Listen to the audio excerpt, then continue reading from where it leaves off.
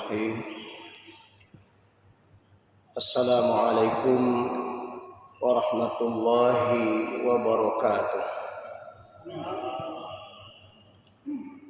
Alhamdulillah, asbahna wa asbahal mulku lillahi walhamdulillahi la syarika lah, la ilaha illahu wa ilaihin nusyur.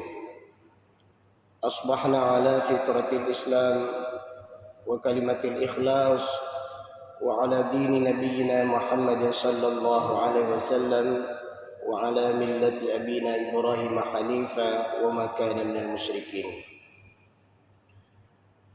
Wa qala Nabi sallallahu alaihi wasallam, man kana sahlan hayyinan layyinan harramahu Allahu alaihi 'alan nar. Wa qala Nabi sallallahu alaihi wasallam fi haditsin ukhra, wallahu fi 'auni al-'abdi ma dama al-'abdu fi 'auni akhihi. Sidang jamaah salat subuh yang dirahmati Allah Subhanahu wa taala, di antara target terbesar kita dalam perjalanan kehidupan ini adalah mendapatkan ridha Allah dari semua perbuatan kita, mendatangkan cinta Allah dari setiap amal kita, dan bahkan kita berharap dengan keimanan dan amal soleh kita, semoga Allah Subhanahu wa taala mengkaruniakan kepada kita nikmat surga di akhirat nantinya. Maka pada kesempatan berbahagia ini, mari kita lihat paling kurang ada 3 kunci pintu surga yang Allah berikan kepada kita melalui sabda Rasulullah sallallahu alaihi wasallam yang kita bacakan tadi. Yang pertama kata Rasulullah, man kana sahla, barang siapa yang berlaku mudah. Artinya seorang pribadi mukmin, seorang pribadi muslim di dalam bermuamalah dalam perjalanan kehidupan di dunia ini senantiasa memiliki sifat berlaku mudah dan mempermudah urusan orang lain. Kalimat ini bermakna bahwasanya setiap program yang akan dilaksanakan maka akan disusun sistemnya, akan dibuat akademiknya. Tapi ingat, sistem dan akademik yang dibuat bukan untuk menyulitkan orang lain. Ini kata kuncinya. Tetapi sistem dan akademik yang dibuat adalah untuk memudahkan orang lain.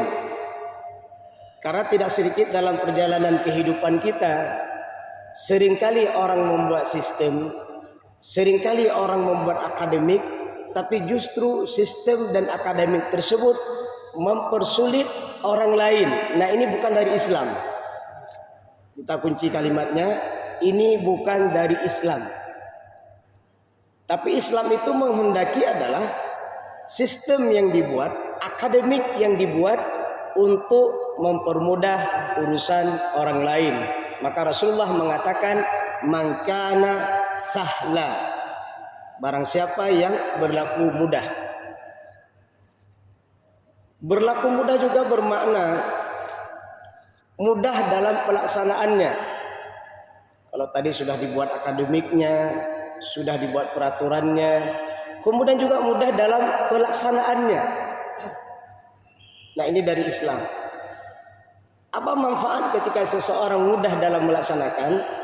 Maka manfaat yang akan didapatkan adalah orang yang membuat peraturan tersebut akan bahagia, kemudian orang yang melaksanakan peraturan tersebut juga bahagia. Nah, ini juga senada dengan hadis Rasulullah, yassiru wa la tu'assiru, basyiru wa la tunaffiru. Ringankanlah, mudahkanlah, jangan persulit. Bahagiakanlah, jangan membuat orang sedih. Hadis muttafaqun alaih. Masya Allah. Mudah dalam bentuk sistemnya, mudah dalam sistem pelaksanaannya.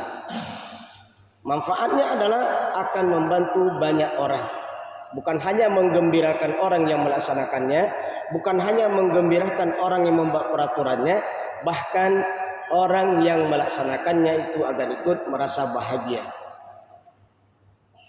Manfaat lain apa dari bersifat dan bersikap mudah ini? Akan meningkatkan penghasilan produk-produk kebaikan. Ketika seseorang mudah dalam melaksanakan segala sesuatu, maka dia banyak melakukan kebaikan. Mudahnya orang berjalan ke masjid, mudahnya orang berinfak. Maka di sini kita melihat banyak program-program yang dilakukan. Anda bisa berinfak secara langsung, Anda bisa berinfak dalam bentuk yang lain. Segala sesuatu ini bagian daripada nilai-nilai pelaksanaan dalam Islam. Begitu juga dengan urusan yang lainnya. Apalagi itu urusan berbangsa, beragama dan bernegara. Tidaklah seorang pemimpin yang memudahkan urusan rakyatnya, menggembirakan rakyatnya, memudahkan pelaksanaan segala peraturan dari bangsa, agama dan negaranya. Rasulullah menjamin surga bagi pemimpin yang seperti itu. Bahkan dalam hadis yang lain, barang siapa yang memudahkan urusan saudaranya selama hidup di dunia, maka subhanallah, Allah akan memudahkan hisabnya di hari akhirat nanti. Ternyata ketika Rasulullah SAW menyebutkan bahwa perilaku mudah ini, perilaku mempermudah orang lain adalah bagian daripada kunci surga. Bahkan ternyata urusan mempermudah urusan orang lain adalah bukan hanya urusan dunia, tapi ini memberi pemahaman akan dimudahkan oleh Allah di urusan akhirat nantinya. Bahkan dalam hadis yang populer yang sering kita dengar, ketika kita mudahkan urusan orang lain, banyak membantu orang lain. Wallahu fi aunil 'abdi ma damal 'abdu fi auni akhi. Allah akan senantiasa membantu seorang hamba manakala hamba tersebut mudah dan banyak membantu saudara-saudaranya yang lain. Ini yang pertama. Yang kedua, kunci surga kata Rasulullah adalah hayyina. Apa makna hayyina? Hayyina itu bermakna tenang. Artinya apa? Sifat dan sikap tenang ini, seseorang ketika melihat sebuah persoalan, seseorang ketika melihat sebuah masalah, dia mencoba mencermati terlebih dahulu. Dia mencoba menyelidiki terlebih dahulu. Kenapa ini bisa terjadi?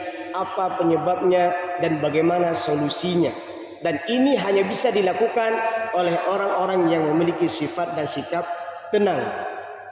Maka Rasulullah menyebutkan ketenangan itu dari Allah, sedangkan tergesa-gesa itu dari syaitan. Ketenangan bukan bermakna tidak berbuat. Ketenangan bukan bermakna tidak melakukan perbuatan-perbuatan yang harus dilakukan, tidak.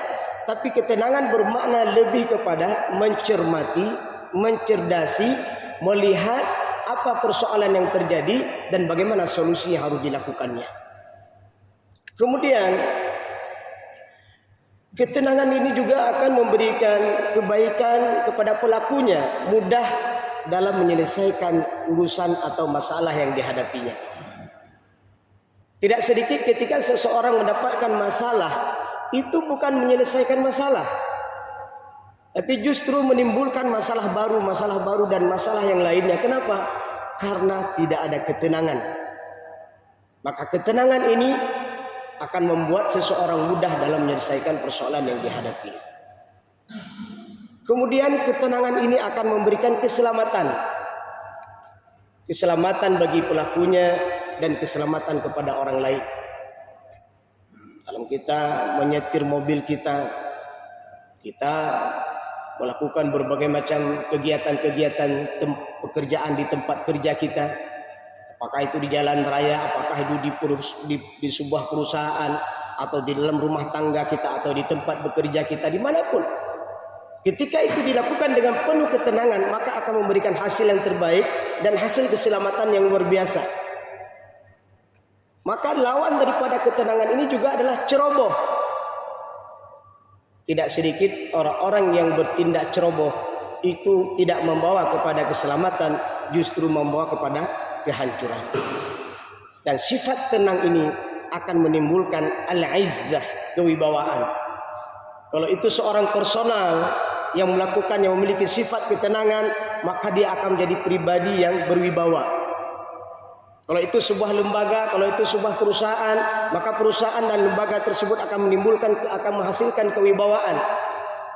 Apalagi kalau dia seorang pemimpin dalam sebuah negara, pemimpin yang tenang, maka akan disegani oleh pemimpin-pemimpin yang lainnya dan akan menjadikan bangsanya memiliki harkat dan martabat yang luar biasa.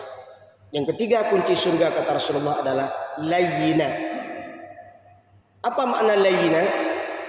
Lembut dalam perkataan. Kata lembut ini mengandung makna adalah di mana kalimat-kalimat yang diucapkan adalah kalimat yang penuh makna. Tidak sedikit orang berbicara tapi tidak ada makna. Sudah begitu lama dia berbicara tapi tidak ada manfaat. Kenapa? Karena tidak ada kelembutan di dalamnya dan bahkan justru menimbulkan kata-kata yang tidak bermanfaat. Layyina juga bermakna ketika seseorang berbicara penuh perhitungan. Akhir-akhir ini kita timbul berbagai macam fitnah. Penyebabnya kenapa? Karena banyak orang berbicara tanpa makna. Banyak orang berbicara asal berbicara, sehingga menimbulkan kegaduhan dalam masyarakat. Apalagi yang berbicara tersebut seorang public figure, orang-orang yang punya pangkat dan jabatan. Satu kalimat salah dia berbicara, maka akan menimbulkan kegaduhan dan kericuhan dalam kehidupan bermasyarakat, berbangsa, beragama dan bernegara. Dari orang layyina, dia akan berusaha untuk berbicara dengan penuh perhitungan. Kemudian orang yang memiliki sifat dan sikap layyina ketika berbicara dengan penuh lemah lembut, maka akan menimbulkan ketenangan kepada orang yang berbicara tersebut dan orang-orang di sekitarnya. Dan semakna dengan kalimat di atas, dengan pelakunya memiliki sifat dan sikap layyina ini akan menimbulkan al-izzah, kewibawaan.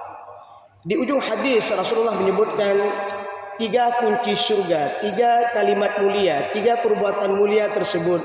Rasulullah menyebutkan di akhir hadis ini adalah haramahullahu 'alal nar. Allah haramkan neraka kepada orang tersebut. Jamaah rahimakumullah, 3 kunci surga yang Allah sebutkan, yang Rasulullah sebutkan ini, mudah-mudahan bisa kita praktekkan dalam kehidupan sehari-hari. Senantiasa kita menjadi pribadi yang sahlah, mudah dan mempermudah urusan orang lain. Senantiasa memiliki sifat dan sikap hayyina, tenang dalam menjalani kehidupan ini. Dan yang terakhir adalah memiliki sifat dan sikap layyina, lemah lembut dalam perkataan kita. Semoga Allah berikan nikmat syurga pada kita, baik nikmat syurga di dunia maupun nikmat syurga jannatul na'im di akhirat nantinya. Alhamdulillah, subhanakallahumma wa bihamdik, asyhadu an la ilaha illa anta, astaghfiruka wa atubu ilaika. Assalamualaikum warahmatullahi wabarakatuh.